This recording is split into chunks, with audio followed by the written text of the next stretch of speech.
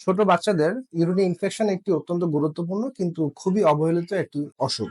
হ্যাঁ, অনেক মারাই এটা অবহেলা করে থাকেন।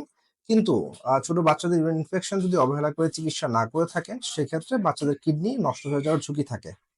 সো আমি আজকে কথা বলব বাচ্চাদের ইউরিনারি ট্র্যাক্ট ইনফেকশন নিয়ে।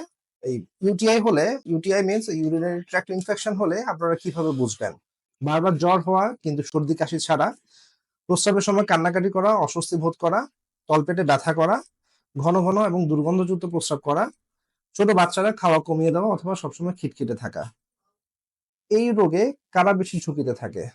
হ্যাঁ, মূলত মেয়ে শিশু, যাদেরকে ডায়াপার বেশি সময় পরিয়ে রাখা হয়, অথবা যারা কম পানি খায়। ইভেন অনেক সময় দেখা যায় কারো জন্মগত কোনো ত্রুটি থাকলে সেক্ষেত্রেও বারবার ইউরিনারি ইনফেকশন হতে পারে। তো প্রতিরোধী কিছু করণীয়, বাচ্চাকে পর্যাপ্ত পরিমাণে পানি খাওয়াতে হবে। বাচ্চাকে টয়লেট ট্রেনিং করাতে হবে যেন বাচ্চারা প্রস্রাব আটকে না রাখে।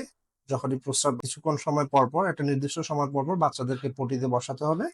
ইভেন স্কুলে যারা যায়, স্কুলে বাচ্চাদেরকে বলতে হবে ওরা যেন ক্লাস শেষ হওয়ার জন্য অপেক্ষা না করে ক্লাসের মাঝখানে যদি ওদের প্রস্রাব করতে হয় সেক্ষেত্রে টয়লেটে যেতে হবে।